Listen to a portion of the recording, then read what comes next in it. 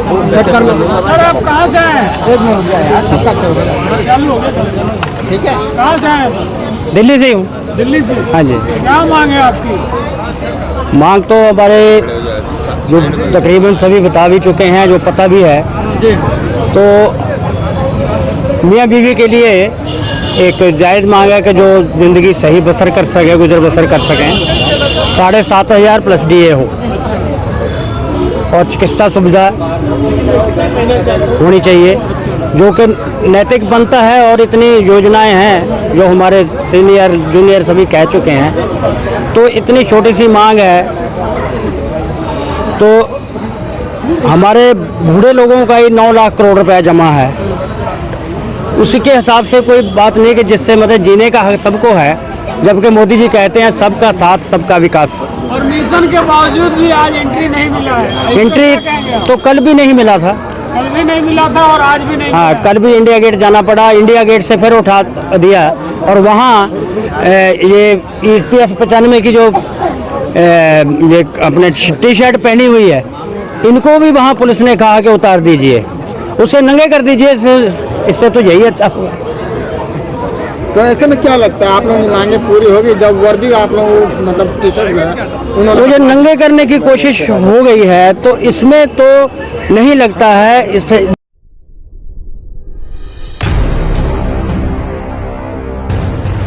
का यहाँ दिन है धरना प्रदर्शन का, और यहाँ बैठने नहीं दिया गया, तो इनके सपोर्ट में हम सब आए हैं और बड़ी उम्मीद से आए हैं। हम धैर्य से अपनी लड़ाई लड़ रहे हैं। हम सीनियर सिटीजन हैं, हमसे सरकार के नियमों की अवहेलना कहीं नहीं होनी है। नियमानुकूल हम ये चाहते हैं कि जो लोग खाने दाने दाने को मोहताज हैं, 1000 पेंशन पा रहे हैं, बड़ी मुश्किल से अपना जीवन यापन कर रहे हैं, उनके लिए सरकार को सोचे। और मोदी जी सरकार से उम्मीद भी है हमारी।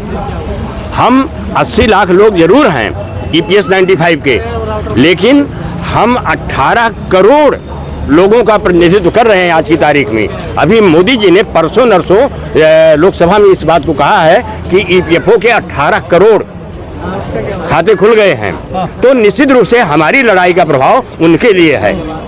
और 18 करोड़ का मतलब ये होता है कि 18 चौकी 72, हम दो हमारे दो, 140 करोड़ में से 72 करोड़ आधी आबादी की लड़ाई हरिश्चंद्र त्रिपाठी के माध्यम से मैं कहता हूं कि हमारा संगठन राउत जी के नेतृत्व में लड़ रहा है, बखूबी लड़ रहा है। और हमको जैसा नेतृत्व हमारा कहेगा, राउत साहब कहेंगे या रजावत साहब कहेंगे, उस तरह हम अपने आप को आंदोलन करते रहेंगे।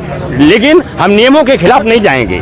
धैर्य हमारा सबसे बड़ा आभूषण है और निश्चित रूप से हम सच की लड़ाई लड़ रहे हैं, हम जीतेंगे।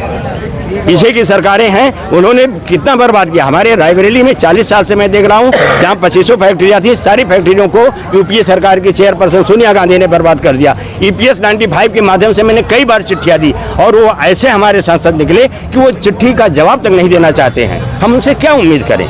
ऐसे जनप्रतिनिधियों से हम सब दूर रहते हुए उनके विरोध में हम जरूर हैं। हम किसी पार्टी से नहीं जुड़े हैं, इन्होंने हमारे लिए कुछ किया नहीं है। हमारे बीच में हमारे रायबरेली में ITI के अशोक शुक्ला जी हैं, जनार्दन त्रिपाठी जी हैं, जो सब ये सब लड़ाई लड़ते हैं। आज भी करीब 58 साल सेवानिवृत्ति का उम्र था ITI में, जिसको मोदी जी ने 60 साल के कर दिया। अगर किया ना होता तो हम कैसे उनकी बात करते, जो सामने है हमारे। और आज उसके कारण हजारों लोग आज भी रोजी रोटी पा रहे हैं। अभी 5वां वेतनमान नहीं मिला है ITI रायबरेली में। लोग कितना पेंशन मिलता है आपको? मुझको तो 2260 रुपये मिलता है। इतना में घर चल जाता है आपका? अब कैसे चलेगा आप सोचिए। इतने में तो बड़े बड़े लोगों के 1 बोतल पानी नहीं होते पीने के। बड़े बड़े लोगों के जो CMD पानी पीते हैं, खनिज वाला पानी पीते हैं, वो 10-10 हज़ार रुपये बोतल के पानी पीते हैं। सेलिब्रिटी जो होते हैं, बड़े बड़े नेता होते हैं, तो हमारा खर्चा कैसे चलेगा? आकलन कीजिए। सबको तो बांट रहे हैं रेवड़ी, आपको आपसे क्यों नहीं दे रहे? आपको अरे हमने तो योगदान दिया, योगदान देने के बाद भी नहीं दे रहे हैं। जरूर इसमें कोई न कोई राज है। या तो बीच के कहीं गड़बड़ी आ रही है, 2-3 विभाग से जुड़ा हुआ, श्रम मंत्रालय से, वित्त मंत्रालय से, इस कारण। वरना हमारे राउत साहब की जो लड़ाई चल रही है, बहुत ही संवैधानिक ढंग से हम लड़ रहे हैं और निश्चित रूप से संविधान के तहत हम सफल भी होंगे। उम्मीद भी है, अपेक्षा भी है। सर आप कहाँ से आए हैं बताइए?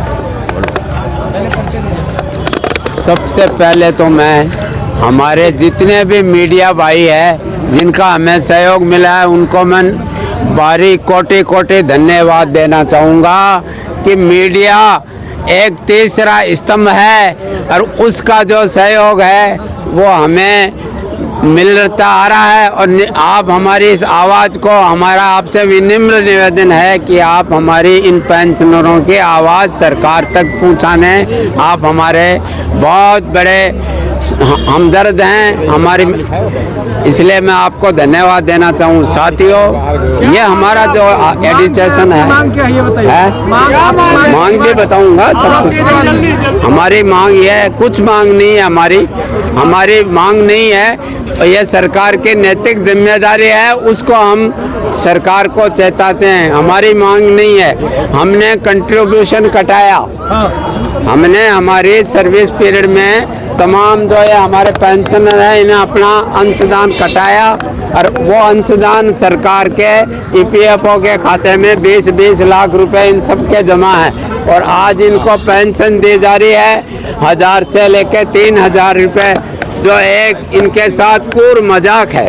मित्रों, हमारी मांग नहीं है, यह इनका सरकार का दायित्व बनता है कि हमारा जो पैसा, जो हमारा कंट्रीब्यूशन काटा, उसका ब्याज का पैसा हमें दिया जाए, उसका पैसा हमें दिया जाए। हमारी मांग है कि 2013 में कोश्यारी कमेटी सरकार ने बिठाई और सरकार ने कहा इनको कितनी पेंशन दी जाए कि एक बुढ़ा और उसके पत्नी का जीवन निर्वाह हो सके।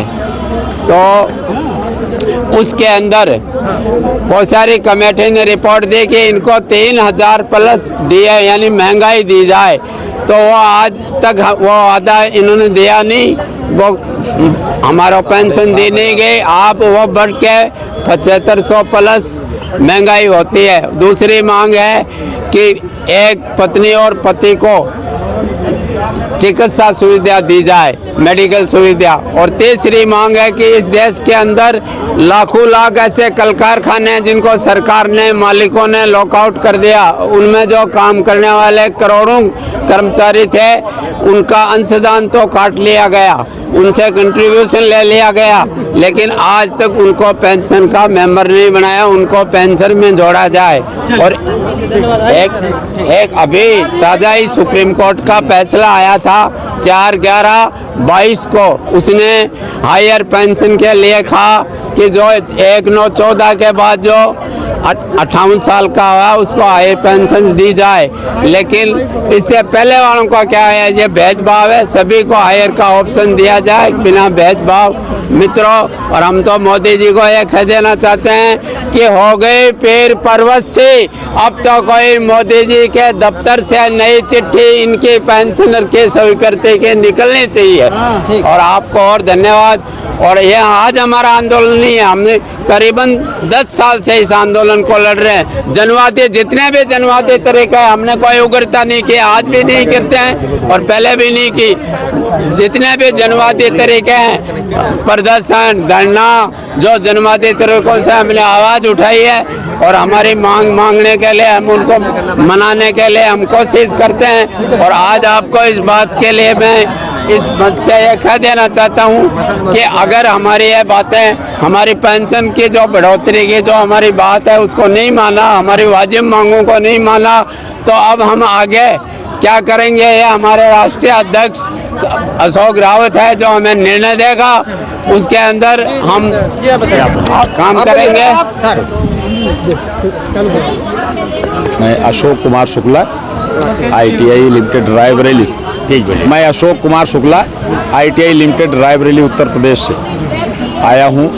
यहाँ पर हमारे जो कमांडर अशोक रावत जी हैं, उनके नेतृत्व में हम पेंशनधारियों का एक बड़ा सा प्रदर्शन हम आज कई वर्षों से करते बुल्ढाना में चले आ रहे हैं। उस श्रृंखला को सरकार अनसुनी करती है, उस कार्य को हम इनके साथ, अशोक रावत जी के साथ मिल करके आगे बढ़ाने के लिए जंतर मंतर पर उपस्थिति आए हैं। लेकिन यहाँ भी सरकार का रवैया हम पेंशनरों के साथ में इतना घातक हुआ है कि जो निर्णय देने की इच्छा में नहीं है, ऐसा लगता है कुछ।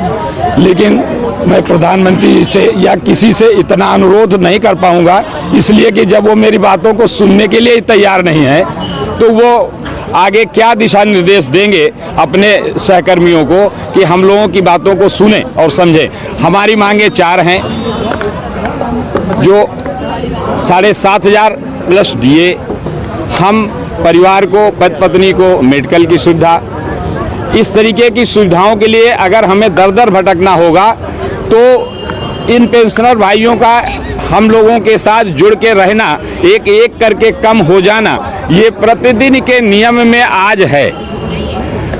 इस तरीके के क्रियाकलापों को प्रधानमंत्री जी को देखना चाहिए कि ये बुजुर्ग आपके पास आज नहीं, कई बार प्रयास किए मिलने को और मिले भी आप, तो उनकी बातों को सुने हैं और सुन करके अनसुना आप तो नहीं कर रहे हैं, हम यहाँ नहीं कहेंगे, लेकिन जो बीच के कैडर्स हमारे हैं, आपके मीडिएटर बने हुए हैं, वो जरूर इस बात को नकार रहे हैं कि हम आपके पास तक ना जा पाएं। जिस तरीके से आज 2 दिन से हम प्रेशरों के साथ में यहाँ घटना घट रही है कि जंतर मंतर पे मुझे परमिशन नहीं दी जा रही अशोक राउत जी के साथ में अंदर जाने के लिए, यह एक विडंबना है हमारे इस सरकार की।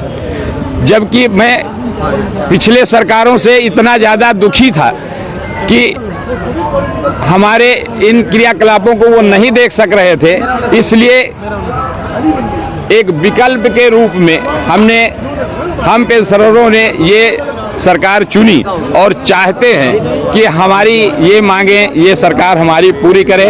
बस मैं इतनी ही बात कह के अपनी बात को समाप्त करता हूँ।